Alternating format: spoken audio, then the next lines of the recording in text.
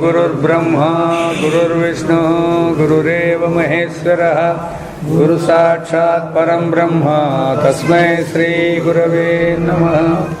పరమాత్మలారా, ఇంకా జాగ్రత్త దృష్టి అంటే దోషమేమి? మేము జాగ్రత్త దృష్టినే వాడుతుంటామప్ప, వ్యవహార దృష్టినే వాడతామంటారు. ఇది జాగ్రత్త దృష్టి అన్నా ఒకటే, వ్యవహార దృష్టి అన్నా ఒకటే, లౌకిక దృష్టి అన్నా ఒకటే, ఇవన్నీ ఒకటే. లేదా అజ్ఞాన దృష్టి అన్నా కూడా ఒకటే. దానికే మళ్ళీ అది కూడా ఏదో వెనకపోద్దండి. అజ్ఞాన దృష్టి అన్నా కూడా ఇదే వస్తుందన్నమాట. ఇప్పుడు మరి యొక్క ఆక్షేపమును సమాలోచింపవలెను. భౌతిక శాస్త్రములు, ఇతర దర్శనములు జాగ్రత్త దృష్టిని అవలంబించటం వలన వాని యందు దోషములు గలవనియు వేదాంతులు మూడవస్థలను పూర్ణ దృష్టిచే విచారమునర్చడం వలన వేదాంత సిద్ధాంతం నిర్దిష్టమని గ్రహించితమే. కానీ అది చెప్పినాము. అయితే జాగ్రత్త దృష్టి అనేది దోషమేమి, దీంట్లో తప్పేమి? దీని ఒకదాన్నే చేస్తే సరిపోదని మీరు అంటారు కదా, దీంట్లో ఏం దోషం ఉంది? మనము ఈ మెలకువ యందే పుట్టి పెరిగి జ్ఞానమును ఆర్జించుతున్నాము. పుట్టినప్పుడు జ్ఞానం తక్కువ ఉంటుంది, రాను రాను జ్ఞానం ఎక్కువైతుంది. మన వాళ్ళు పిల్లలు అంటారు చూడు, మావాడు 2 ఏళ్ళప్పుడు ఈయనకి అంత జ్ఞానం లేదు, ఇప్పుడు భలే జ్ఞానం ఉండదు అంటారు. అన్నారు. ఇప్పుడు దాంట్లో ఏం అర్థం చేసుకుంటారు జనం? జ్ఞానం అయిందంటానే వానికి వృత్తి జ్ఞానాలు ఎక్కువైంటాయి. అప్పుడు కొన్ని తెలుసుకుంటాడు, ఇప్పుడు అన్ని తెలుసుకుంటాడు కాబట్టి జ్ఞానం ఎక్కువైంది అంటారు. అదేవిధంగా ముసలోళ్ళు అయినాక మళ్ళీ అంటారు ఇది జ్ఞానం తక్కువైంది అంటారు. అప్పుడు ఆటి పోలది. అప్పుడు వీరికి దీని పేరు ఏం పేరు అంటే తెలియదు, చూస్తాడు పేరు వచ్చేలేదు, అప్పుడు జ్ఞానం తక్కువైంది అంటారు. అంటే వృత్తి జ్ఞానాలు ఎక్కువైందని జ్ఞానం ఎక్కువైందని, వృత్తి జ్ఞానాలు తక్కువైందని జ్ఞానం తక్కువైందని మనం పెట్టుకున్నాం వ్యవహారంలో. జ్ఞానం ఇచ్చట మనం అనుభవించు సుఖ దుఃఖములకు ఇచ్చటనే విలువ గలదు. సుఖం కానీ దుఃఖం కానీ ఏదంటే దానికి ఇక్కడే విలువ ఉంటుంది. స్వప్నానికి నిద్రపోయి పని లేదు. ఎందుకనా మెలకు ఎందుల సుఖము నియతముగాను నిర్దిష్టముగాను ఒక సామగ్రి లభించునని తెలిసి ఉండటం వలన. ఎందుకయ్యా నీకు సుఖంగా ఉందంటే నేను ఇప్పుడు మంచి ఆహారం తిన్నాను కాబట్టి నాకు ఇట్లా ఉంటుంది అని చెప్పి ఒక పాయింట్ మీద ఉంటాడు అనమాట. ఆ సుఖమును మరలా సంపాదించుకుని ఇచ్చగలగటం స్వాభావికమే. అందుకే సుఖాలంటే కాదంటారు. ఎందుకైనా నువ్వు సుఖం కోరుతాడావు అంటే ఎప్పుడో దాన్ని ఎందుకు జ్ఞప్తి పెట్టుకుంటాడు, అది మళ్ళా నాకు కావాలా అంటాడు. ఇట్లే అవి అది స్వాభావికమే. అట్టి సుఖ సామాగ్రులను సంపాదించుకున్నట్టు సముచితంగాను ఉన్నది. అందుకే ఎవరికి ఇప్పుడు చెప్పేది, ఎవరైతే వ్యవహారంలో ఉన్నారో వాళ్ళ భావాలు ఇవన్నీ. ఇప్పుడు ఈ విధముగానే మెలకువలో మనకు కలుగు దుఃఖము దేని వలన సంభవించుతున్న పరిశీలన ప్రయోగాల వల్ల గ్రహించి ఆ దుఃఖ కారణం తొలగించుకొనవచ్చును. సుఖాన్ని సంపాదించుకుంటేకి దుఃఖాన్ని పోగొట్టుకుంటేకే మన జీవితం అంతా ఇప్పుడు పోతాండే. అది ఇంకేం కొత్తది ఏం లేదు. మేము బతుకుతాడామో పాటు ఏమిటి బతుకుతాడారా అంటే మీరు ఇంతే చెప్పాల్సిండేది. సుఖాన్ని కావాలని దుఃఖాన్ని పోగొట్టుకోవాలని. ఈ 2 పాయింట్ల కంటే వేరే పాయింట్ ఏమన్నా ఉందా? లేదు. మధ్యలో దుడ్లు ఉండాలి. దుడ్లు ఏమిటికి? సుఖానికే. ఆధారంగా తీసుకో. ఈ 2 పాయింట్లోనే అంతర్గతం ఇదంతా మొత్తం వ్యవహారం అంతా కూడా.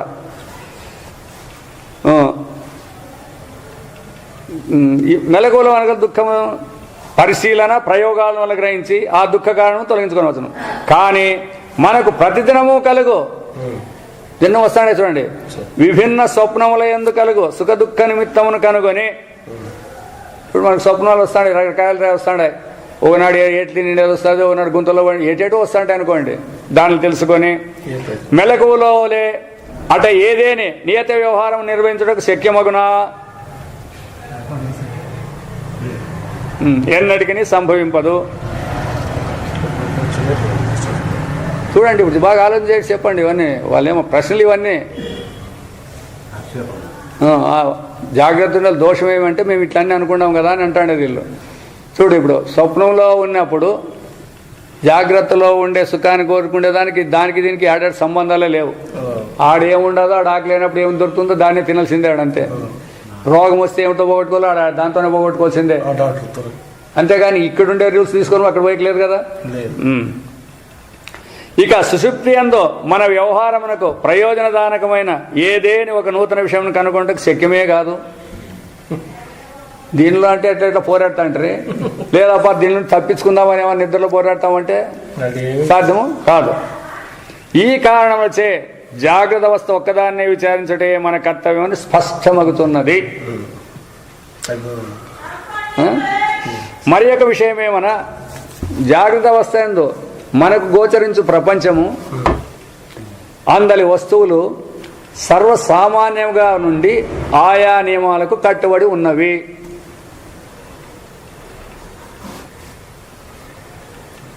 అవునా కదా.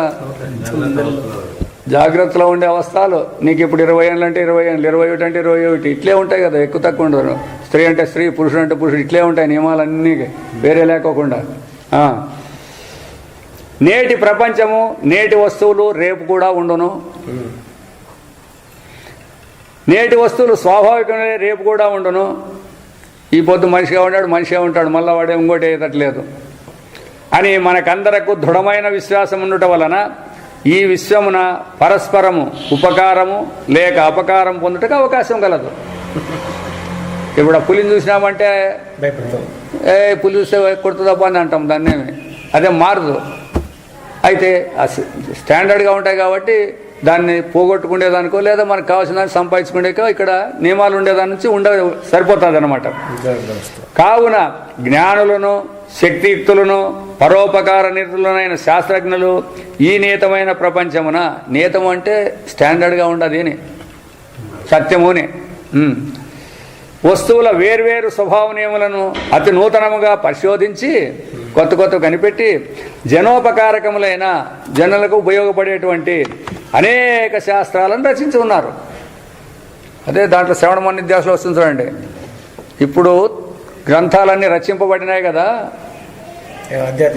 వేదాంత గ్రంథాలు కాదు, మిగతా గ్రంథాలన్నీ శాస్త్రాలు ఒక్కొక్కటి, భూగర్భ శాస్త్రము, ఖగోళ శాస్త్రం, ఇట్లాంటివన్నీ దేన్ని ఆశ్రయించి రాసినారు వాళ్ళు అవన్నీ. ఈ జాగ్రత్త ఈ దేహానికి కావలసినటువంటి సుఖ దుఃఖాలను ఎట్లా కాపాడుకోవాలనే దాన్ని బట్టి అన్నీ రాసిండేది. ధర్మ జిజ్ఞాస మాత్రం ఏమవుతుంది చెప్పు? ధర్మ జిజ్ఞాస కూడా ఈ దేహానికి మళ్ళా మంచిది పుట్టాలా అనేదానికే కదా, మీరు పుణ్యం చేయాలా పాపం చేయకూడదు అని చెప్పిండేది. ఇవన్నీ కూడా అంతా దీని గురించే వ్యవహారం అంతా రాసిండేది. ఏ పుస్తకాలన్నా తయారైన, ఏ విజ్ఞానం తయారైనది కూడా అన్నీ కూడా దానిలో అంటే రచించబడినాయి, రచించి ఉన్నారు. స్వార్థ బుద్ధి గలవారు ఇతరులకు అపకారం అనర్పాలని వాంఛించు దుష్ట సంకల్పబుద్ధిని గ్రహించి లోక కళ్యాణం అనర్పగల మార్గంలో అన్వేషించడానికి ఈ జాగ్రత్త ఎందు అవకాశం కలదు. ఎవడైనా పనికిరాని పనులు చేస్తే వాళ్ళంతా శిక్షించేసేదానికి కూడా ఈ జాగ్రత్తలో ఉంది. అయితే స్వప్నమునందు ఈ అవకాశం ఎచ్చటగలదు. దుస్తులను శిక్షించి శిష్యులను రక్షించేది స్వప్నంలో యాడవుతుంది. ఇంకా స్వప్నములు ఒక్కొక్కరికి ఒక్కొక్క విధంగా కలుగుతుండును. అంతా మనకు అనుకూలంగానే మాట్లాడతాడు వీళ్ళు పూర్వపక్షులు. మనం ఏమేమి తలకాయ తిప్పేయలేదు ఎవరు కూడా. వేదాంతం తెలిసింటే తప్ప ఇప్పుడు చెప్పేదాన్ని ఎవడు అని ఖండించే శాత కాదు. ఇప్పుడు ఒకరికొకరు రకం స్వప్నం వల్ల వస్తాడే కదా, ఏమందరికి ఒకటే రకం స్వప్నం వస్తుందే లేదు. వాని అందప్పుడు ఏం సంభవించినో తెలుపుటకు శక్యం కాదు. ఆ స్వప్నం యొక్క ప్రయోజనం ఎట్లయితుందని చెప్పగలదు. ఇట్లుండా అచ్చట పరస్పరం ఉపకారం పొందుటకు కానీ అపకారం పొందుటకు కానీ అవకాశం ఎక్కడిది అంటే వీడే స్వప్నం లేక అనిపించడం నాకట్లా మాట్లాడుతున్నాడు. ఇది అది గుర్తుపెట్టుకోండి, అర్థమైనా? ఇప్పుడు ఈడైతే మేమందరికి ఎవరికో సాయం చేసుకుంటాడు బాబా, స్వప్నం వచ్చినప్పుడు మేము ఎట్లా చేసుకుంటాము అని ఈ యొక్క స్వప్నం వచ్చినట్లా. అందుకే ఈ భావాలన్నీ ఎట్లుంటాయంటే ఈ అజ్ఞానంతో ఇవన్నీ కల్పించుకునేటివి. ఇవి జాగ్రత్త అవస్థకు ప్రాధాన్యత నదుట నిర్దిష్టం అంటే ఇది ఒక ముఖ్య కారణము. జాగ్రత్త సత్యం అనేదానికి చాలా ఇంపార్టెంట్ అయిన పాయింట్ ఇదే. ఈ దృష్టి యొక్క గొప్పదనం తెలుపుటగిట మరొక విషయం కూడా తెలుపవచ్చును. ఇంకో విషయం చెప్తాడు. శాస్త్రములందు ధర్మాధర్మాలు, అదే చెప్తు కదా ఇంతకుముందు, జన్మాంతరము లోకాంతరము మున్నగు విచారములను ఉపదేశించి మనుషులకు పురుషార్థ కాంచన కలిగించున్న శాస్త్రోద్దేశం నెరవేరుటకైనను ఈ జాగ్రత్త అవసరమే కదా. సంపాదించుకోవాలి కదా మీరు. స్వర్గానికి పోవాలంటే ఎట్లా చేయాలా, పితృలోకానికి పోవాలంటే, బ్రహ్మలోకానికి పోవాలంటే ఏం చేయాలా, ఇట్లాంటివి కూడా పొందేదానికి ఈడే కదా జాగ్రత్తలోనే చేయాలి. మీరు వేరే చోట ఎట్లా చేసేకి వస్తుంది. శాస్త్రము కానీ ఆచార్యుడు కానీ మెలకువ ఎందుకాక మరి ఎచ్చట లభింపగలడు. ఈ శాస్త్రాలు కానీ చెప్పేవాళ్ళు వినేవాళ్ళంతా మెలకువగా ఉండాల్సిందే కదా. పాపకర్మ యొక్క దుష్పరిణామం, పుణ్యకర్మ యొక్క సత్పరిణామం మనలో కలుగుటకు జాగ్రత్త వస్తాయి ముఖ్యం కదా. లేకపోతే పాపుణ్యాలు చేసామని మనకెట్లు తెలుస్తాండే. ఇప్పుడు వచ్చే కష్టాలు సుఖాలను బట్టి మేము వెనక జనంలో ఇట్లా చేసింటాం అనేదానికి జాగ్రత్త వస్తాయి మూలము. మెలకువలో గురువులు ఉపదేశించడం వలనను శిష్యులు దాన్ని అనుష్ఠించడం వలనను పరమ పురుషార్థం లభించును. కానా ఈ జాగ్రత్తయే సర్వశ్రేష్టము. కనుక లౌకిక వ్యవహారమునకు జాగ్రత్త దృష్టి ఎంత అవసరమో వైదిక వ్యవహారమునకు అంతే ఆవశ్యకమనియు సిద్ధించుతున్నది. వైదిక వ్యవహారం అంటే వేదాల్లో చెప్పిండే పనులు చేసేటివిని. ఇది అటుండనిండు అవస్థాత్రయవాదులు, ఈ అవస్థలను విచారం చేస్తామని వాళ్ళు వచ్చినప్పుడు వీళ్ళు జాగ్రత్త దృష్టిని త్యజించడానికి శక్యము కాదు. వేదాంతులు మరి మీరు ఎప్పుడు చెప్తున్నారు? ఇప్పుడు వేదాంతం చెప్పేవాళ్ళు జాగ్రత్తగా చెప్తాడారా లేకపోతే నిద్రలో చెప్తాడారా? జాగ్రత్తలోనే చెప్తాడు. ఎందుకనా తత్వజ్ఞానం ఇతరులకు బోధించుటకు కానీ తత్ప్రయోజనం తెలుపుటకు కానీ వారు ఈ జాగ్రత్త దృష్టినే శరణ పొందవలైన. దీంట్లో దోషాలు ఉన్నాయంటారు కదా. మళ్ళీ వారు ఈ దృష్టిని వినిచో ముముక్షువులు వారి బోధన ఏ దృష్టితో వినవలను, తాము ఏ దృష్టిచే వారికి బోధింపవలను. ఇట్లు ఎన్ని విధములు పరికించినను జాగ్రత్త నిర్దుష్టం. ఇది ఇంపార్టెంట్. సప్రయోజకము ప్రయోజనంతో కూడినది, అపరిహార్యము విడిచేది సాధ్యం కాదు. విడిచిపెట్టేకి అందరూ అంగీకరింపవలేను. కాబట్టి జాగ్రత్త దృష్టి అందు దోషం ఉన్నదని బోధించుట జనులపై చెల్లిన మత్సుమందనియు. మత్తుమంది ఏం చేస్తారు వాళ్ళు? ఏం యాది అంటే అంటారు చూడు, వాళ్ళు ఎవరు అంటుంటారు కదా, వాళ్ళు ఏం చెప్తే అదే అదే సమ్మోహనం మీద చేసినాక హిప్నాటిజం అట్లా మత్తుమందని. భౌతిక శాస్త్రము, నీతి శాస్త్రము, భక్తి శాస్త్రం ఉన్న శాస్త్రం ఉన్న జనులకు కలుగు మహాప్రయోజనంకి ఇది ఒక మహా విఘ్నమనియు చెప్పవచ్చును. ఈ వేదాంతం అనేది, ఈ అవసరం అనేది పెద్ద విఘ్నమే. ఇప్పుడు వింటారా వేదాంతము? వీళ్ళు ఇట్లా అంతా స్పీచ్లు కూర్చొని చెప్పినాక ఎవరైనా వేదాంతం వినేదానికి వస్తారా చెప్పండి? శాస్త్రజ్ఞులు కానీ తెలియని వాళ్ళు కానీ ఎవరైనా సరే అటు నుంచి కింద నుంచి మధ్యలో అందరినీ వేసుకోండి. అందరికి ఇది సమ్మతమా లేకపోతే వేదాంతం సమ్మతమా?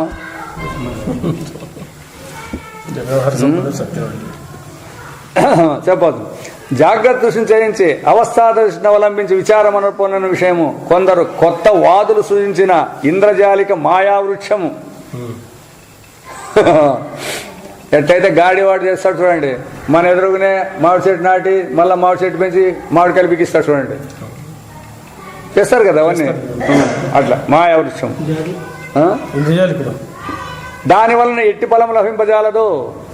మాయతో ఎన్ని ఇస్తే మాత్రమే పనికి వస్తాయి. కావున సకల వాదములు జాగ్రత్త దృష్టిని తృణీకింపజాలవు. ఏ వాదులు కానీ జాగ్రత్త తృణీకింప.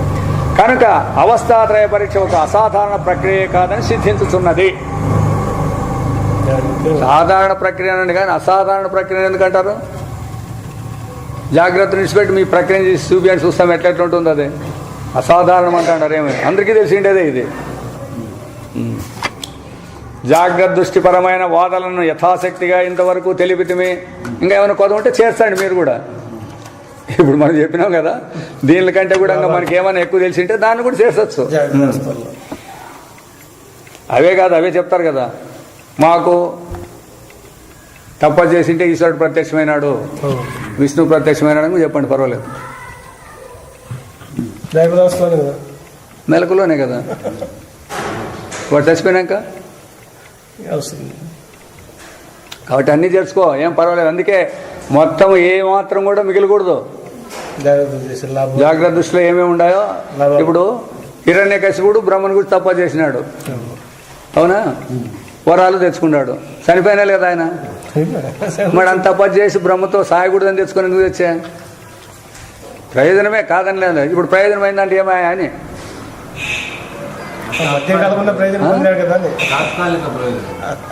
తాత్కాలిక ప్రయోజనాలు. మరి నువ్వు అనేది ఏమి తాత్కాలిక ప్రయోజనం అంటే ఏమి? నువ్వు ఎంతసేపు ఉంటావు? రోజుసేపైనా ఉండేది నువ్వు. ఆ ప్రయోజనం ఉన్నంతసేపు ఉండి ఆయనకు లేకుండా పోయేటట్లుంటే తాత్కాలిక ప్రయోజనాలు సరే. తాత్కాలికమైన నీ వ్యవహారము శాశ్వతంగా సుఖం కావాలంటున్నారా? మీరు తాత్కాలిక సుఖం సాలప్ప అంటున్నారా?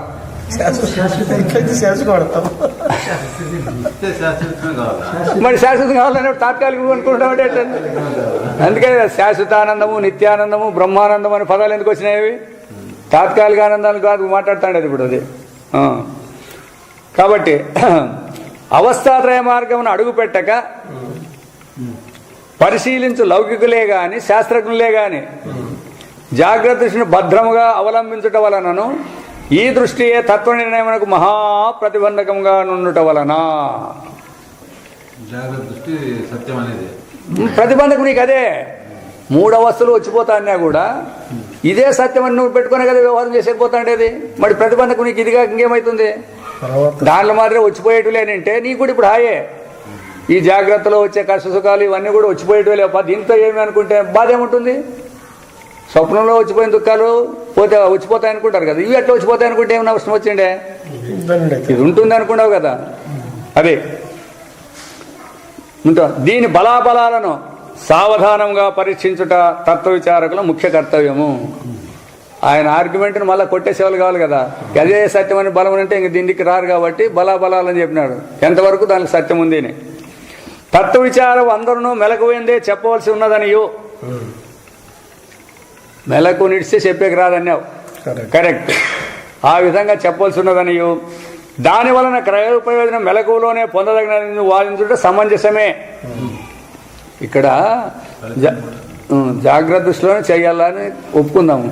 అయితే ఇదే సత్యమా? విచారం చేసిండేదనే పాయింట్ కరెక్టే. జాగ్రత్త దృష్టిలోనే విచారం చేయాలనేది బాగా గుర్తుపెట్టుకోండి. ఇది జాగ్రత్త దృష్టిలోనే విచారం చేయాలా అన్నప్పుడు ఇదే సత్యము, దీంతో చేసిండేదే పరమార్థం అంటావా అని.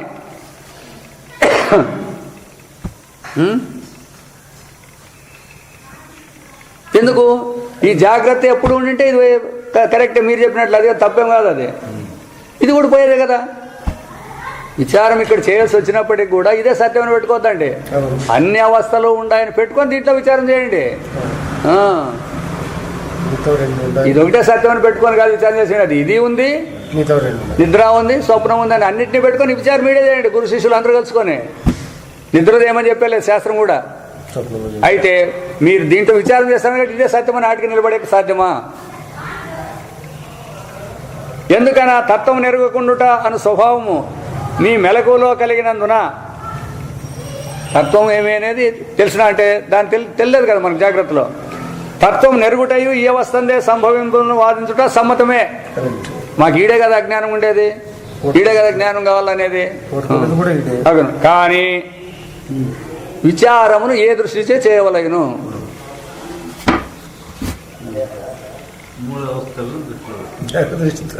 మళ్ళీ ఇంతవరకు వాడు చెప్తాండే. వాడు ఇంతవరకు వాదించాడు, దానికి వాదించుకుంటూ వచ్చినాడు. ఇప్పుడు సత్యంలో మీరు ఇది విచారం చేస్తున్నారు కాబట్టి ఇంక యా దృష్టితో చేయాలా అనేది ఇప్పుడు సిద్ధాంతాలు అడుగుతాడు అన్నమాట. విచారం ఏం చేస్తాంలేండి, జాగ్రత్తే సత్యం అని విచారం చేస్తాము, 2 పనికిరానివని విచారం చేసే అది అందరికీ తెలిసిందే. అది ఈ 2 పనికిరావని మనమే అనుకుంటాం. ఇప్పుడు ఇంకా దానిలో విచారం చేసిన పని లేదు. ఇది సత్యం అని పెట్టుకొని మనం వ్యవహారం చేస్తాం. ఇది పరమార్థం అవుతుందే అనేది ఇప్పుడు వీళ్ళు అడుగుతాండి. అది మేము జాగ్రత్త అవస్థకు మాత్రం కట్టబడిన వారమని దృష్టి చేయవలైనా, జాగ్రత్త అవస్థకు బాహ్యం అనేది దృష్టి చేయవలైనా. జాగ్రత్త దృష్టిలో కట్టబడిన వారము, జాగ్రత్త దృష్టికి మేము బయట ఉంటాము అని ఈ 2 దాంట్లో యాదాలు పెట్టుకొని చేయాలా?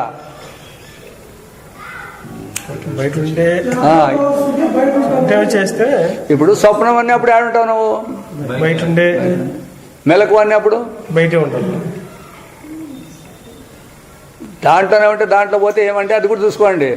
జాగ్రత్తలోనే నేను సత్యం అని పెట్టుకుంటే జాగ్రత్త పోతానే, జాగ్రత్త పాటు నువ్వు కూడా వెళ్ళిపోతావు. మళ్ళీ మాట్లాడే పని లేదు. ఇంకా మెలకుపోతానే మెలకుతో పాటు వెళ్ళిపోవాల్సిందే వాడు. ఇంకా ఎందుకంటే ఆ సత్యం అనేటివి అది వెళ్ళిపోతుంది కదా, వెళ్ళిపోతే ఇంక మళ్ళీ ఎట్లుంటావు నువ్వు?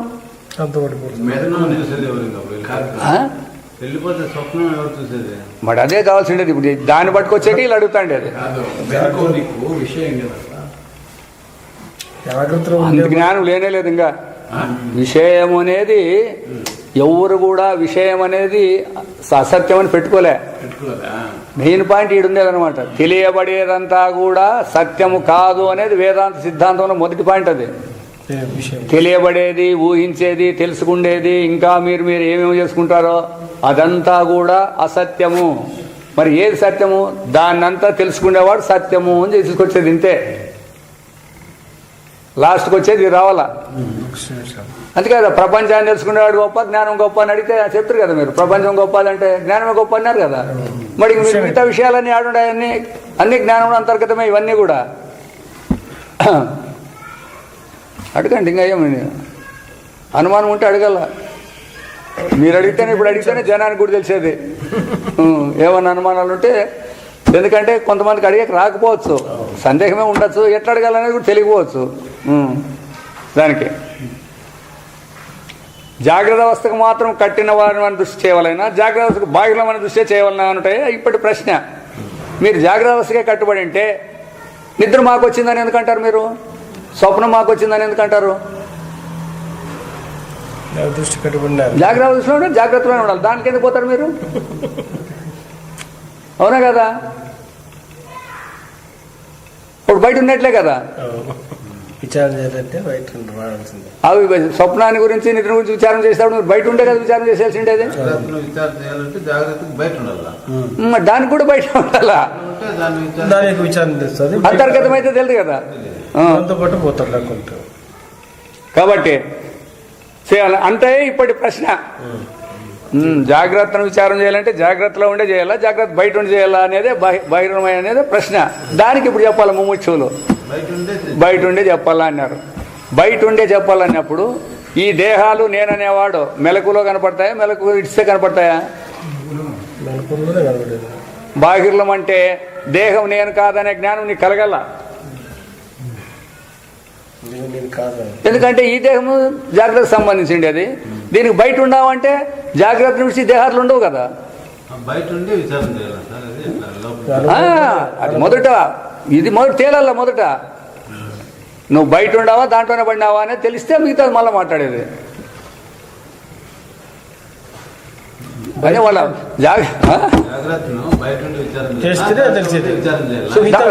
సరే ఒప్పుకో. ప్రపంచంలో ఉండి ప్రపంచాన్ని విచారం చేసే సాధ్యమా?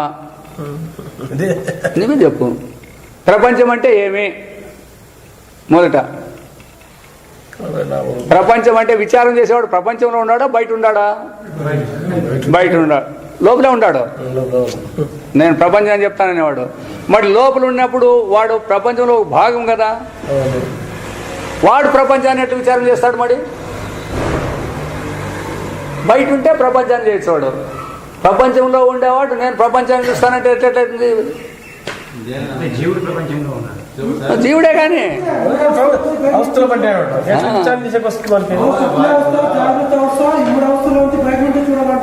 బయట నుంచి అయితేనే విచారం చేసి వచ్చింది. అంతే అది వాళ్ళు సరిగా సరిగా సరే కాదబ్బా రెడీ. ఇప్పుడు నీ చెప్పేది అది కరెక్టే. గుళ్ళో ఉండే సమాచారం చెప్పాలంటే గుళ్ళో ఉండేవాడు చెప్తాడు, అది వేరే కథ.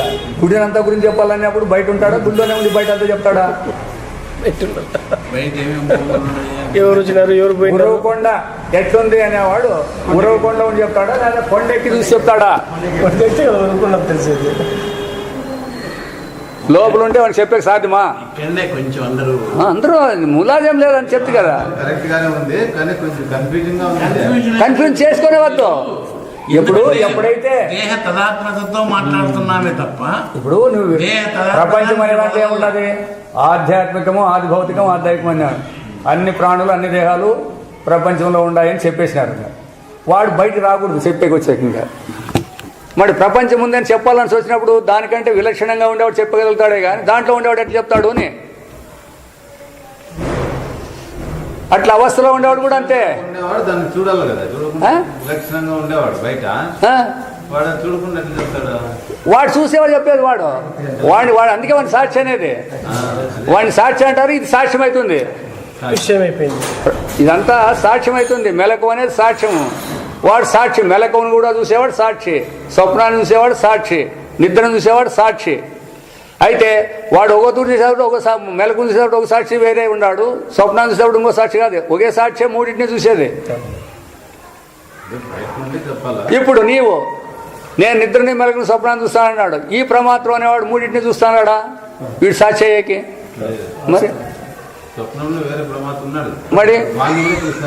మరి వాడిని కూడా చూసినావంటే అప్పుడేమి యానేం చూడాలా? ఈయనేం చూస్తాడా? డాక్టర్ నేను చూస్తాడా స్వప్నంలో అన్ని? అందుకే స్వరూపమయ్యే చూడాలన్నమాట అది. అంతేగాని స్వరూపాన్ని విడిచి సాక్షిని విడిచి స్వతంత్రంగా చూసేకి లేదు. దానికి మొదటి సాక్షి అని పెట్టినారు. చూస్తాడు కాబట్టి సాక్ష్యం అని పెట్టి సాక్షి అనే పదం ఉపయోగించింది. లాస్ట్కి సాక్షిని కూడా సాక్ష్యం అనేది సాక్షిని విడిచి స్వతంత్రంగా లేదు కాబట్టి ఉండేదంతా పరమాత్మే. దానికి అప్పుడు ఈ సాక్ష్యం సాత్యం రెండు కూడా తీసివేయబడతాయి అని చెప్పిండేది అట్లా. కాబట్టి ఇప్పుడు ఇదే మనకి ఇప్పుడు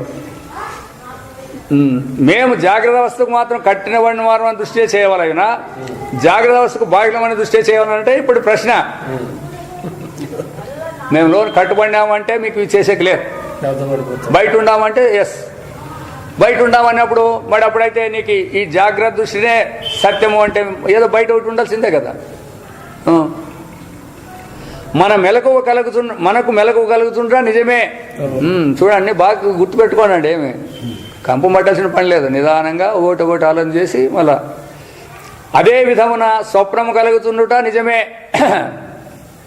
నిద్ర కలుగుతుండుట నిజమే కదా. దీంట్లో ఎవరికేం అనుమానం లేదు, వేదాంతులకి అనుమానం లేదు, ఊరిని ఇనుకోకున్న వాళ్ళకి అనుమానం లేదు. నాకే స్వప్నము, నాకే నిద్ర, నాకే మెలకు అంటాం. కావున అనుభవానుసారముగా చూచినచో ఏమే మనము జాగ్రత్త స్వప్న స్థితిలో దేనికి కట్టుబడిన వారం కాము. అంటే మూడింటిని చూడాలంటే మొదటి ఏం తెలుసుకున్నారు మీరు? మెలకు ప్రపంచం మెలకు కట్టుబడింది అని ఒక మాట మాట్లాడినాం మనం. స్వప్న ప్రపంచం స్వప్నానికి కట్టుబడింది అని మాట్లాడినాం. ఇంతకుముందు పెట్టుకున్నాం, నియమాలు పెట్టుకున్నాము, దాని అనుమతులు గుర్తించినారు. ఇప్పుడు మరి మీరు మూడింటిని చూడాలంటే మూడింటికి విలక్షణంగా ఉంటే చూస్తారా? మూడింటిలో ఏదానికో దానికి కట్టుబడి ఉంటే చూసే సాధ్యమవుతుందే? రైట్. అట్లా కాబట్టి ఈ అవస్థలలో ఉండేటువంటి ఈ ఉపాధులు మనం కాదు. జాగ్రత్తలో ఉపాధి మనం కాదు, స్వప్నంలో ఉపాధి కూడా కాదు. జనక మహారాజు కూడా ఇదే కథే చెప్పిండేది, ఏం కొత్తది ఏం చెప్పలేదు మీరు. జనక మహారాజు జ్ఞానం ఎప్పుడైందంటే ఇంతే అయిండేది. ఎందుకు? అతను సుస్తుగా తిన్నాడు, పండుకొని నిద్రపోయినాడు, స్వప్నం వచ్చింది. 12 సంవత్సరాలు క్షాము, ఒక సంవత్సరం కాదంట, 12 ఏళ్ళు క్షాము వచ్చింది. ఎక్కడ ఆహారం దొరకలే, ఏడ దొరకకుండా ఉండదు, ఎక్కడ పోయినా దొరకలేదు. లాస్ట్కి చివరికి ఎవరో ముసలావ ఇంత పిండి ఇచ్చిందన్నమాట, అన్నం పెట్టలే. ఈ పిండి ఇస్తే దీన్ని నీళ్ళలో కలుపుకొని తాగాలనుకున్నాడు. పోయి అక్కడ గట్టును పెట్టినాడు, నీటి గట్టును. అంతలేక ఎంతో కుక్కలో ఎద్దులో ఎంతో వచ్చి కొట్టాడు, దాన్ని పడేసి టక్ అని ఇతనికి మెలకు వచ్చింది. అప్పుడు ఆయనకు అనుమానం వచ్చింది, నేను జనక మహారాజున క్షామంలో పుట్టి అదే దరిద్ర చండాలుడైనటువంటి వాడా అని, స్వప్నంలోని చండాలుడని అని అనుమానం వచ్చింది. గురువులను పిలిపించినాడు అప్పుడే. మళ్ళా పొద్దునకి పోలే అయినా అప్పుడే అందరిని రమ్మన్నాడు. ఎందుకంటే అందరూ పూర్తిని రెడీకి కింద ఉన్నోళ్ళే కదా. వచ్చినారు, ప్రశ్నలు వేసినాడు. నేను జాగ్రత్తలో ఉండే జనక మహారాజున, స్వప్నంలో ఉండే చండాలుడనా అని ప్రశ్న వేసినారు. అందరూ ఇదే చెప్పినారు, జాగ్రత్తలో ఉండే జనక మహారాజా నీవు కానీ స్వప్నం అనేది రోజుసేపు వచ్చి పోతాడు, దాంతో నీకేం పని ఉంది. ఇట్లా అందరూ. అయితే ఆయన ఏమంటాడు, మీరేమన్నా చెప్పండి, నేను దాన్ని అనుభవించినాను, నేను స్వప్నాన్ని దరిద్రాన్ని అనుభవించినాను, ఆకలిని అనుభవించినాను. అప్పుడు ఈయన వస్తాడు, ఎవరు అష్టావక్రుడు. ఆయన వచ్చి చెప్పేస్తాడు, నీవు జాగ్రత్తలో ఉండే జనక మహారాజు కాదు, స్వప్నంలో ఉండే చండాలుడు కాదు, నీ పరమాత్మ స్వరూపం అని చెప్తాడు. ఆయనకు అప్పుడు జ్ఞానం అయిందంతే. అప్పుడు వీళ్ళందరినీ లోనికి వేసేసినట్ట.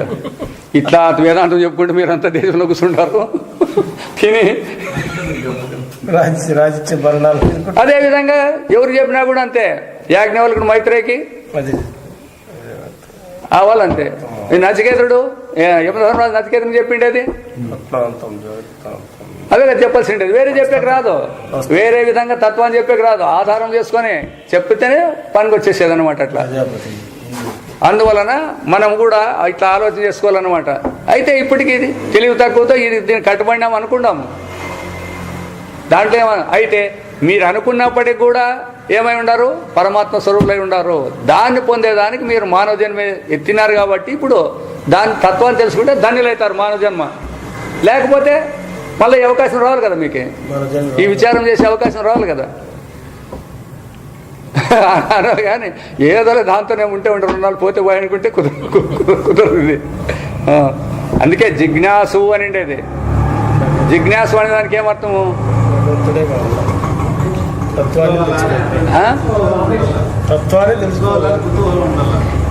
జ్ఞానస్వరూపమునందు ఇచ్చగలవాన్ని జిజ్ఞాసు అంటారు అప్ప స్వామి.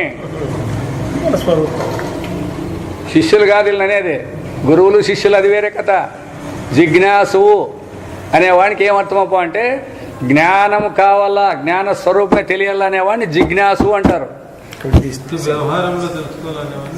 వ్యవహారంలో ఎవరు చెప్పు, అది ఆటోమేటిక్గా ఉంది. దాన్ని వ్యవహారంలో దాన్ని తెలుసుకునేది ఏంది, భౌతిక ఏంది, నీకేది ఇష్టం ఉంటే తెలుసుకుంటా ఉంటావు, దాని నుంచి ఏం ప్రయోజనం ఉండదు. అని సుఖం పోయే దుఃఖాన్ని పోగొట్టుకుంటారా? మీరు ఏమేమి కనిపెట్టుకుంటారులే, ఎన్నెన్నో సంపాదించుకుంటారులే అండి. దుఃఖాన్ని పోగొట్టుకుంటారా? మరణాన్ని పోగొట్టుకుంటారా? భయాన్ని పోగొట్టుకుంటారా? కోపాన్ని పోగొట్టుకుంటారా? మరి అవన్నీ ఉండకూడదని అంటాడారు మీరే. అయితే ఏవైనా ఒకదానైనా పోగొట్టుకుంటారా అని మీ సంపాదనతో?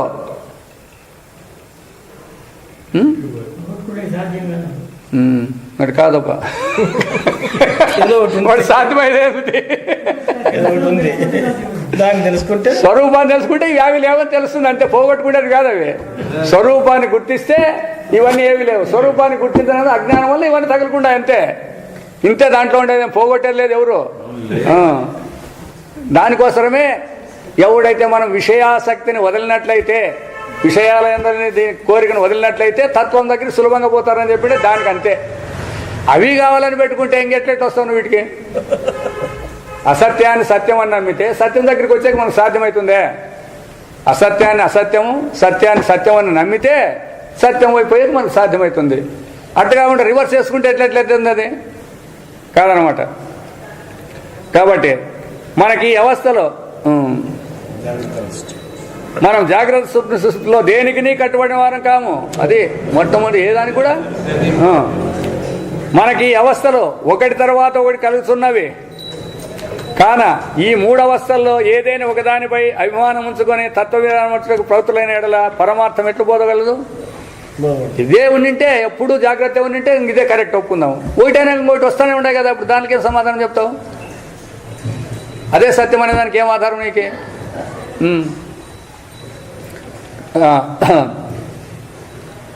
కానీ ఈ 3 అవస్థల్లో ఏదేని ఒకదానిపై అభిమానం ఉంచుకొని జాగ్రత్త సత్యం అని పెట్టుకొని తత్వ విచారం అంటే ప్రవృత్తుల పరమార్థం ఎట్లు బోధపడగలదు? దాని 2 సమాచారం ఏమి? దాని సమాచారం నీ ఎందుకు నువ్వు చెప్పిస్తావు? అజ్ఞానము నిస్సారము ఏటాడు చెప్పిస్తావు నీ పనులు, దాంతో పోతుంది అది నువ్వు అన్నంత మాత్రం చేత. అందుకే శాస్త్రం అని చెప్పేది అన్నీ అంతే. మీరు ఏమనుకున్నప్పటికీ కూడా మీరు పరమార్థ స్వరూపులే, అదొకటి పెట్టుకోండి అంటుంది. అట్లా మీరు ఆ తాడును తెలుకున్నప్పుడు ఎన్నన్నా అనుకోండి అండి, తాడుగానే ఉంటుంది అది.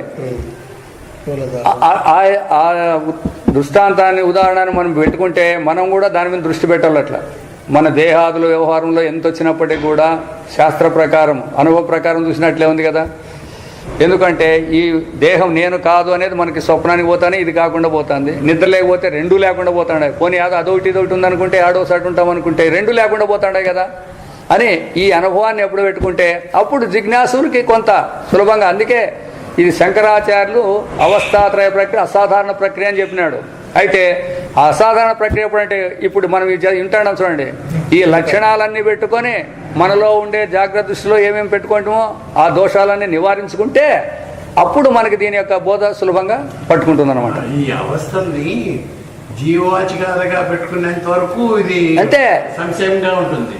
ఇది తత్వవాచకము, ఇది ఆత్మవాచకాలని అలా ఆత్మవాచకాలు అని ఎప్పుడైనా తెలుసుకోగలుగుతావో అవస్థలు. ఇప్పుడు అంటున్నారు కదా మిగతా స్వాములు అనే వాళ్ళని, మనం కూడా చూసినాం. ఆయన సుందర చైతన్య పెద్ద స్వామి, లక్షల్లో ఉన్నాడు కాదనకి లేదు. మరి ఆయన ఏమన్నాడు? ఈ మూడింటిని కూడా జీవవాచకాలు అని చెప్పేసినాడు. అంటే జీవునికి వస్తున్నాయి అని. వీటి నుంచి ఉపయోగం లేదు. అట్లా మరి వాళ్ళకేమో తెల్దా అంటే మరి తెలుసనే అందరూ పోతాండేది. మరి మీకు ఇప్పుడు చెప్తాంటారు కదా, మరి మీకేం దీంట్లో ఏమర్థమవుతుంది? జీవవాచకాలు అంటారా లేకపోతే ఆత్మవాచకాలు అంటారా మీరన్నా కానీ? ఆత్మక స్వరూపానికి తెలియబడుతుంది. మీరేమంటారు ఇప్పుడు? ఒకవేళ వాళ్ళ వద్దులే కథ మనకి.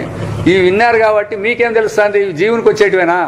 ఇవి జీవునికి రాలేదు, కేవలం పరమాత్మ యొక్క ప్రతీతి అని చెప్పి ఎప్పుడైతే నువ్వు ఈ అవస్థను నువ్వు తెలుసుకోగలుగుతావు. అయ్యో అది ఇంకా పోలే, అది ఇంకా రాలే అటుకి, ఇంకా ఈడే ఉండవు, ఇంకా అటు రాలే. జీవునికి కాదని అంటే జీవ కాబట్టి కాదు అని చెప్పి అనుకోండి. మనకు కలుగు సుఖ దుఃఖములకును ఉపకార అపకారములకును మెలకువలో మనం విలువనిచ్చుడు సత్యము. ఈ ఉపాదృష్టితో దీనికి ఇది సరిపోతుంది. కానీ దీని వలన తత్వ నిర్ణయం ఎట్లు కలుగును? సత్యం ఎట్లా బోధపడుతుంది? నీ వ్యవహారం ఇప్పుడు నువ్వు తప్పు చేసుకుంటావప్పా, నీవేమో చేసుకుంటావు. అగ్గి ముట్టుకుంటే కూడా నాకు కాలినా పర్వాలేదని ముట్టుకుంటావు అనుకో, అది నీ వ్యవహారం. అది అయితే దాని నుంచి బాధ అనేది ఒకటి ఉంటుంది కదా, అది యథార్థం, అది బయటకు రావాలి కదా. నాకు ఇష్టమైనప్పుడు ముట్టుకుంటాను, నాకు ఇష్టమైన పనులు నేను చేసుకుంటాను, నాకు ఇవేమో అని అంటారు ఇప్పుడు అందరూ కూడా. మీకు ఇష్టం లేకపోయినా చవి మాకు అవి ఇష్టం కదా అంటారు వాళ్ళు. దాని నుంచి హాని జరుగుతాన్నా కూడా ఇప్పుడు ఉన్నాయి కదా దుర్వ్యసనాలన్నీ, అంతే కదా. వాళ్ళని అట్లా ఒప్పుకుంటారు కదా. మరి అంత మాత్రం అది సత్యం అయిపోతుంది వాటికి. అందుకే తత్వం ఎట్లా బోధపడగలదు? మనకి ఇష్టమైన దాన్నే తత్వం అని నిర్ణయింపగలిగి ఉన్నచో అప్పుడేమంటారు? ఏ ఒకడే కానీ సరిగా ఉంటారా? ఇంట్లో పెండ్లా మొగుడు కానీ తండ్రి కొడుకు కానీ నాదే సత్యం అన్నాక అతను నాది సత్యం అంటే ఇంక ఎట్లెట్టుంటుందా ప్రపంచం అంతా? మా నిర్ణయం ప్రకారమే సత్యం అనుకుంటే ప్రపంచం అనేది ఉంటుందే. మరి ఎవరు అనుకోవాలనుకుంటే ఎట్లా? తత్వం జాగ్రత్త దృష్టితో విచారింపబడినదే తత్వం అని చెప్పినాను పొసగును. ఎవరు చెప్పింది అదే రైట్ అప్ప అంటే నువ్వు ఒప్పుకున్నావు అప్ప దానికి. అది ఒప్పుకుంటారు అట్లా. ఈడ ఎన్ని దినం కొట్లాడే ఒకడు మాట్లాడితేనే నువ్వు మాట్లాడేది సరికాదు అని వెంటనే ఖండిస్తాము. ఈడంగా తెలిసిని తెలియకోకుండా, అది తెలిసి ఖండించినా కూడా తెలియకోకుండా కూడా పోవా నీ తప్పు అని ఇస్తాడు. ఏం చేస్తావు నువ్వు? కాబట్టి కానీ తత్వ విచారమున మనము ఇష్టాయిష్టములను లెక్కింపము.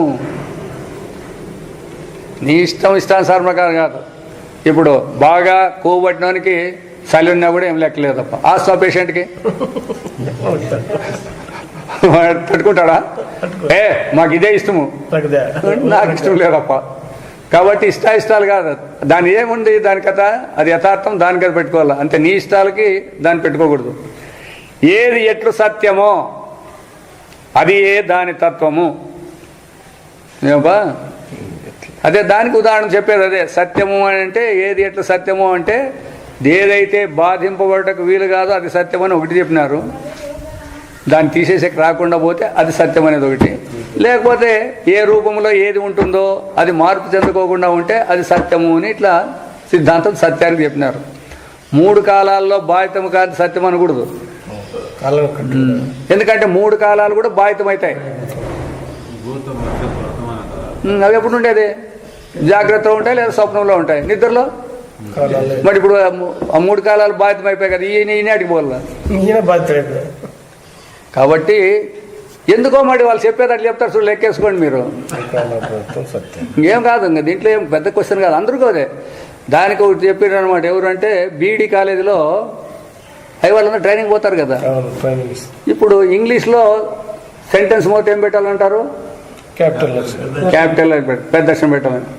దాన్ని తెలుగులోకి ట్రాన్స్లేట్ చేస్తే తెలుగు దాంట్లోకి వాక్యం చివర పెద్ద అక్షరం ఉంచవలయను అని రాసినారంట అందరూ ఎన్నేళ్ళు చూసినా కూడా.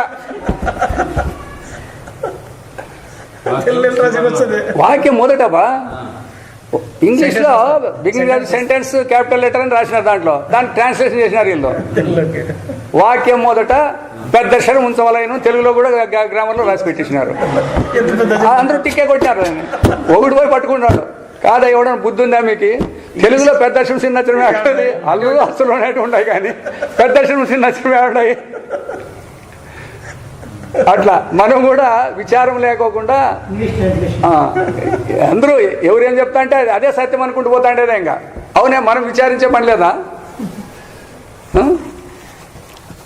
కాబట్టి అట్లా కానీ తత్వజ్ఞానం మన ఇష్టానుసారం కోరరు. ఉదాహరణ, అనేక మంది దారిద్ర్యమును కోరరు, ఎవరికి ఇష్టం లేదు. ధనికులై సుఖంగా ఉండగోరుచున్నారు, అవునా? కానీ నిజస్థితి ఎట్లుంది? దరిద్రులు దాన్ని మనం కోరుకుండా అయితే అందుకే చెప్పింది దుఃఖంబులు వాంఛితంబులుగా అని చెప్పిండే, అదే పనిమైనప్ప అని చెప్పిండే. అది ఎవరికి కష్టం రావాలని ఎవరు కోరుకోలే, దుఃఖం రావాలని. అయితే దుఃఖం ఎవరు నిడిచిపెట్టింది? అందరినీ బాధించింది. కోరింటి అందరికీ ఉండొచ్చిండు కదా, అది ఉందేమాడు ఎవరి దగ్గర బాధించింది. అది ధనికులే సుఖం. కానీ నిజ చాలా మంది దరిద్రులుగా ఉన్నారు. ఈ విషయమైన ఇదే తత్వము, అంతేగాని అందరూ కోరినట్లలో వస్తుందనే దానికి లేదు. దరిద్రులుగా ఉండేది అదే రైట్, అంతే. దానికే మనకు బీదరికం వల్ల మనం అనేక మంది బీదలమంటే తత్వం కాకుండా పోవునా? మాకు బీదరికి మొద్దప్ప అంటే కాకుండా పోతారే మీరు బీదలు? అదే సాధ్యమవుతుంది అట్లా? లేదు. ఇట్లే మెలకువలో కలుగు సుఖదుఖములకే మనం ఎక్కువ విలువ ఉండవచ్చును. వ్యవహార దృష్టిలో అజ్ఞాన దృష్టిలోనే చేయొచ్చు. కానీ అంత మాత్రాన జాగ్రత్త దృష్టి తత్వ విచారమునకు పర్యాప్తమని చెప్పజాలము. తత్వ విచారం కంటే ఇది ముఖ్యము అని దాన్ని మాత్రం చెప్పేదానికి లేదనమాట. జాగ్రత్త ప్రపంచం ఎప్పటికీ ఉన్నట్లుగా ఉండుననియు, ఇందలి వస్తువులు దేశకాల నిమిత్తాలు కట్టుబడి ఉండడం వలన మనకు లభ్యమగు సుఖమును పొందుటకు కానీ దుఃఖమును దూరీకరించడం కానీ ప్రయత్నించవచ్చుననియు, స్వప్నము యొక్క ప్రపంచమునకు కానీ అంతగా విలువ లేదని ఆక్షకుడు చెప్పి ఉన్నాడు. ఎట్లుంటాయి అట్లే, ఎప్పుడు ఉన్నట్లే ఉన్నాయి. ఈ పొద్దు ఉండేదే రేపు ఉంది అంటున్నారు. ఈ పొద్దు ఉండేవాడే రేపు ఉంటే నాకు 70 ఏళ్ళని ఎందుకు నీకు ఈ పొద్దు? మొదటి మేమో చూసినావు, చిన్న పిల్లల్ని చూసినారు. ఎప్పుడు ఈ పొద్దు ఉండేది రేపు ఉండాలి కదా, రేపు ఉండేదే మళ్ళా ఈ పొద్దు ఉండే కదా ఉండాల్సిండేది. 70 ఏళ్ళు ఏంటికాయ మీకే? ఎప్పటికీ సత్యంగా ఉందని నువ్వే చెప్పినావు కదా. ఈ పొద్దు ఉండేదే రేపు ఉంటుంది అన్నావు కదా. మరి ఈ పొద్దు ఉండేవాడు ఎట్లుండేవాడు? పిల్లోడు ఉండేవాడు రేపు పిల్లోడుగానే ఉండాలా, అవునా కదా? సత్య వస్తువు పిలివే మరి ఇంకా మారుతా అంటే సత్యం అది. వాళ్ళు ఏమనుకుంటారు, భూమి ఉంటాయి కదా అనుకుంటున్నారు. అవి కూడా ఉండలేదు, అవి కూడా మారుతాయి. ఇప్పుడు ఉదాహరణకి ఇప్పుడు ఉరుకొండ కొండలో మొదటి ఎట్లుండే 100 ఏళ్ళ కింద చూసానికి ఇప్పుడు చాలా మార్పు వచ్చి ఉంటుంది. రాళ్ళు ఎత్తుపోయినవి ఉంటాయి, రాళ్ళు కొట్టినవి ఉంటాయి, ఆ నీళ్ళంతా కరిగి పోయి ఇవన్నీ ఉంటాయి కదా. అట్లే ఉంటుందంటే ఎట్లా? ఎందుకు అట్లే ఉండాలంటే కాలం అట్లే ఉంటే ఉంటాండే. కాలం మారుతుంది కదా నిమిషానికి. కాలం మారినప్పుడు దేశం ఎందుకు మారుతుంది? కాలము దేశం వేరు వేరే కాదు, అవి కాలమే దేశము. ఇప్పుడు ఇంత కాలము పట్టింది అటుపోయి కంటే దేశాన్ని బట్టి కాలము ఇంతే లెక్కలు వచ్చేది. అవి కాలం వేరే దేశం వేరే ఏం లెక్కలేదు. వ్యవహార దృష్టికి మార్చినాయి కానీ లెక్కాచారం ఏమో దాంట్లోనే రావాలా. ఉదాహరణ ఒకటి పరస్పర సహకారంతో ఉన్నట్లు అవి రెండు, అంతే. స్వతంత్రంగా ఏం లేవు అవన్నీ కూడా.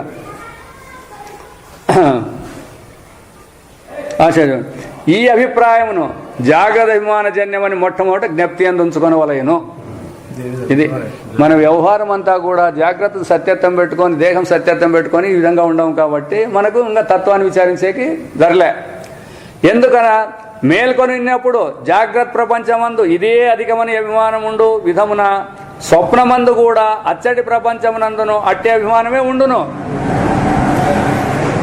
అందుకే ఈ విచారాలు చేయలేదు ఎవరు. లేకపోతే స్వప్నంలో బాధలు ఉండవు, బాధ ఉంటుంది. ఎందుకు స్వప్నం? అందుకే చెప్పారు కదా, స్వప్నాన్ని అనిపిస్తానంటే స్వప్నం అంటే అబద్ధం అని నీకే తెలుసు. ఇంకా దాంట్లో కష్టాలు సుఖాలు ఏంటుకుంటాయి? ఆడు కూడా భార్య పిల్లలు వ్యవస్థలు వ్యవహారాలు అన్నీ ఆడ సత్యమనే అభిమానం పెట్టుకొని చేస్తుంటాము. అప్పుడు ఇది కేవల స్వప్నం అని మనం భావింపము. స్వప్నాన్ని నిర్మించే సమకాలంలో ఇది స్వప్నం అని ఎవరు కూడా అనుకోము. స్వప్నము ప్రతి క్షణము ఒక్కొక్క విధముగా తోచుతుండనని, అందు తోచు వస్తువులందు ఎట్టి సారం కూడా లేదని భావించుతుండ జాగ్రత్త అభిమానం చేతనే గ్రహింపవలేను.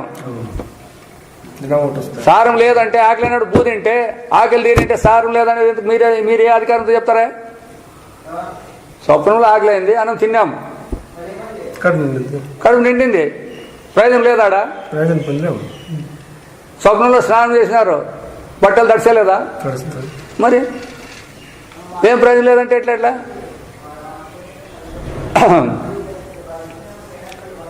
కానీ స్వప్నమును గాంచినప్పుడు మాత్రము, స్వప్నాన్ని చూసేటప్పుడు మాత్రము మనం ఆ విధముగా భావింపము. జాగ్రత్త అభిమానంతో ఏం సార్ ఉన్నాము ఆడినప్పుడు ఏ స్వప్నం లేవా ఆకలి అయితే ఊరినే ఉందాం లేనంటే పర్వాలేదు అట్లంటారా అనలేదు. కానీ ఇక జాగ్రత్త ప్రపంచమున అనేక మంది నెక్స్ట్ అందుకే ఇది ఎన్ని తూర్లు చెప్పినామనుకో అది ఇప్పుడు బాగా క్లియర్గా వచ్చింది. అనేక మంది మనవలే నుండి ఇదే ముఖ్యమని ఎంచుట వలనను. ఇప్పుడు ఎంతమంది ఉన్నాం మనమంతా? జాగ్రత్తలు అందరూ ఉండాం కదా, అనేక మంది ఉండాం కదా. సరే స్వప్నంలో వచ్చినప్పుడు కూడా ఇట్లా అందరు కూర్చొని అందరం అనేకం ఉంటాం, ఉంటారు లేదా? చెప్పేవాళ్ళు మీరు ఉండరు, వినేవాళ్ళు మీరు ఉండరు, చెప్పేవాళ్ళు మేము ఉండాం అనుకోండి. మెలకు వచ్చింది అనుకోండి, మిగతా వాళ్ళందరూ ఏడున్నారు? అవస్థ ఒకటి మరి ఎవరికి కట్టుబడిన వాళ్ళంతా అవస్థ కట్టుబడి. ఇప్పుడు మనం ఏమంటామంటే మేము ఇదే ఒకరికి జ్ఞానం అయితే అందరికి జ్ఞానం ఎట్లయితుంది అనేది ఇట్లా పదాలన్నీ చాలా ఉన్నాయి. ఇప్పుడు ఎప్పుడైతే నీకు జ్ఞానం అయిందంటే కనబడే ప్రపంచం అంతా కూడా వేరువేరు ఉండారంటాడా? నా స్వరూపాన్ని విడిచి లేదు అన్నప్పుడు అనేక మంది అటు నుంచి వస్తారు దానికి. అందుకే స్వప్నంలో కూడా అనేక మంది ఉండరు, వేలకు పోయింది వాళ్ళందరూ ఉండాలి కదా. నీకు స్వప్నం అయితే నువ్వేం లేచిన వాళ్ళు, మిగతా వాళ్ళందరూ ఏమైనా ఉండాలి కదా, ఏడోసాట ఉండారా? మరి అప్పుడేం ఏమైంది? నీ స్వప్నానికి అనేక మంది కట్టుబడి ఉంటారు అంతే. ఇప్పుడు ఈ మెలకులో కూడా అంతే, నీ మెలకుకి వీళ్ళందరూ కట్టుబడి ఉంటారు అనేదే రావాలా. మెలకు కట్టుబడినలే కానీ మెలకు నుంచి స్వతంత్రంగా వేరే ఉంటారు అనేది రాకూడదు. నా మెలకువ నీ మెలకువ కాదాడ మెలకువ. ఇదే ముఖ్యమని ఎంచడం వలన నిద్రా స్వప్నమును మనలో ప్రతి ఒక్కరి సొంత అవస్థలు అవటం వలనను ఆ రెండింటికి జాగ్రత్త కొసిగిన అగ్రస్థానం నొసగుట యుక్తియుక్తం కాదని ఆక్షేపకుడు వాదించున్నాడు. వీడంటాడు అనమాట, మీరు దాని రెండింటినీ కలిపి మాట్లాడద్దండి, ఇది స్వతంత్రము అని చెప్పి ఈ మెలకుని దాన్ని ఎందుకు కలిపి మాట్లాడుతున్నారు అని వాడు వాదిస్తాడు. ఇందుకు రెండు విధములుగా సమాధానం వసగవచ్చును. వాని ప్రకారం కూడా జాగ్రత్త ప్రపంచం సర్వసాధారణమనియు నిద్రా స్వప్నములో అట్టివి కావనియు ముందు భావించడము ఇదే ప్రయోజనమపై కాదన్నాం కాక అంత మాత్రాన జాగ్రత్త అవస్థకు అగ్రస్థానం ఎట్లు లభింపగలదు? అంత మాత్రం చేత అదే పెద్దది అనుకుంటే దానికి ఎట్లా పెత్తనం వస్తుంది? అది కూడా నిద్ర వచ్చినప్పుడు నువ్వు ఉంటావా లేదని ప్రశ్నిస్తే అదేం చెప్తుంది? అది ఇప్పుడు నేను ఉండను అంటుంది కదా, మరి ఇంకా దానికి పెత్తనం ఎటు నుంచి వచ్చాను? బహుజన సమ్మతమైనదే పరమాత్మని భావించుట సమీచీనం కాదు. అందరూ ఒప్పుకుంటేనే అని అని చెప్తారు చూడండి. బహుజన సమ్మతం ఇదే ఎలక్షన్ కాదు, ఇది ఎలక్షన్ అయితే చాలా మంది ఓట్లు వేసినారప్ప, వాళ్ళందరికీ అభిప్రాయం ఉంది అనొచ్చు. ఇది అట్లనే దానికి లేదనమాట.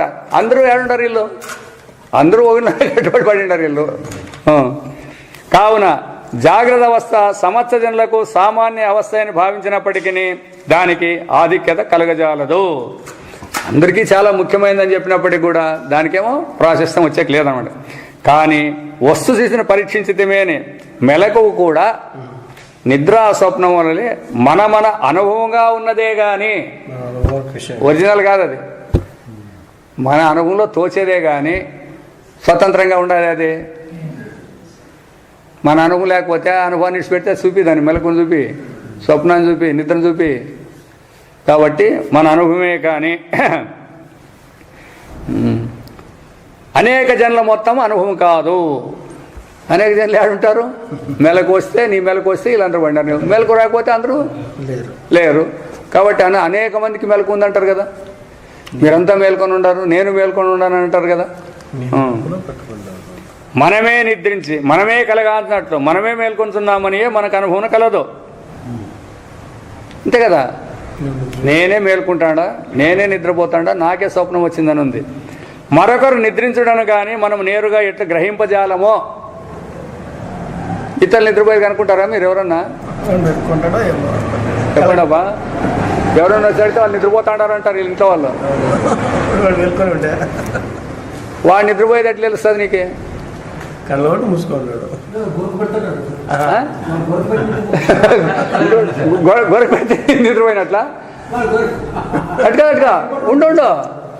ఎవడైనా కానీ వచ్చి నన్ను చూసేకి వచ్చినాడు నిద్రపోతాను అనుకోని వాడు గొరక పెట్టిండే. గొరక పెట్టేకి రాదా? కళ్ళు మూసుకొని గొరక పెట్టేకి రాదేంపా? నిద్రపోతేనే గొరక పెట్టాలా? మరి చేయొచ్చు అంటే ఏమే సత్యమా నువ్వేమంటే నిద్రపోతా అనేది అంటే ఇతరుల నిద్రని కానీ ఇతరుల ఆకలి తప్పులు కానీ ఇసుడు దుఃఖాలు కానీ నువ్వు ఎట్లా కనుక్కుంటావు అదే కాదు అమిత నీ అనుభవం అయితే నువ్వు కనుక్కుంటావే కానీ ఇతరుల దాన్ని నువ్వు ఎట్లా కనుక్కుంటే సాధ్యమవుతుంది మాకి అది యాక్షన్ అయి ఉండొచ్చు కదా ఎట్లా తెలుసుకుంటే సాధ్యమవుతుంది వేరు అయినప్పుడు దాన్ని ఎట్లా తెలుసుకుంటారు అని ఏడుస్తాడు అని అడుగుతుంది ఏడుస్తాడు అంటే పైకి యాక్షన్ చేసి ఉండొచ్చు సినిమాలో కదా మరి నీ అనుభవం అందుకే నీ అనుభవాన్ని అయితే నువ్వు ధైర్యంగా చెప్పచ్చు నేను నిద్రపోయింటి నువ్వు కూడా అబద్ధం చెప్పచ్చు. నీకేం కర్మ పట్టింది అబద్ధం చెప్పుకుంటే కాదు నీకేం కర్మ నేను నిద్రపోయింటే వేరే వాళ్ళు అడిగినా చెప్పచ్చు నువ్వు నీ నువ్వే మోసం చేసుకుంటావా మరి అంతే కదా వేరే వాళ్ళకి పనికి వస్తాయి నిన్ను ఎట్లా మోసం చేసుకుంటావు మరొకరు నిద్రించడానికి కానీ మనం నేరుగా ఎట్టు గ్రహించాలమే అట్లే మరొకరు మేల్కొని ఉన్నారమంటే మనం నేరుగా గ్రహింపజాలము వాళ్ళంతా నీ మెలకు కట్టుబడినలే కానీ వాళ్ళంతా మేల్కుంటారనేది నీకు అధికారం లేదు నీ నిద్రను ఎట్లను గుర్తిస్తావో నీ మెలకును కూడా అట్లే గుర్తిస్తావు అంతేగాని అందరూ మేల్కుంటారనే దానికి నీకేం అధికారం ఉంది తిన్న వాళ్ళందరికీ ఆకలిపోయిందనేది నీకెట్ తెలుసు లేదా అందరికి ఇదంతా తింటే అందరికి కడుపు వస్తుంది అనేది నీకెట్ తెలుసు వాళ్ళకి తెలుస్తుంది అదంతే అట్లా కాబట్టి ఇతరులు నిద్రించాలని మనం చెప్పుతుండట కేవలం ఊహ అంతే అంతే ఊహ దానికేముంది అది ఉంటే ఉండొచ్చు లేకపోతే లేదు ఊహకి కాబట్టి ఇట్లా ఈ అనుభవాలన్నీ కూడా మనం తీసుకొని విచారం చేసుకుంటూ పోవాలన్నమాట ఇట్లా చేసుకుంటూ పోయినట్లయితే మనలో జాగ్రత్తను నమ్ముకున్న దానికి ఏమేమి దోషాలు ఉన్నాయి జాగ్రత్తను విచారిస్తే ఏముంటుంది అట్లే కాకుండా మూడవస్థలను విచారిస్తే ఏం తెలుస్తుంది అనే దానికి బోధపడే సులభంగా ఉంటుందన్నమాట ఓం అసతో మా సద్గమయ తమసో మా జ్యోతిర్గమయ మృత్యోర్మా అమృతంగమయ ఓం సహనాభవతు సహనౌ భునక్తు సహ వీర్యం కరవావహై తేజస్వినావధీతమస్తు మా విద్విషావహై ఓం పూర్ణమదః పూర్ణమిదం పూర్ణాత్ పూర్ణముదచ్యతే పూర్ణస్య పూర్ణమాదాయ పూర్ణమేవావశిష్యతే ఓం శాంతి శాంతి శాంతి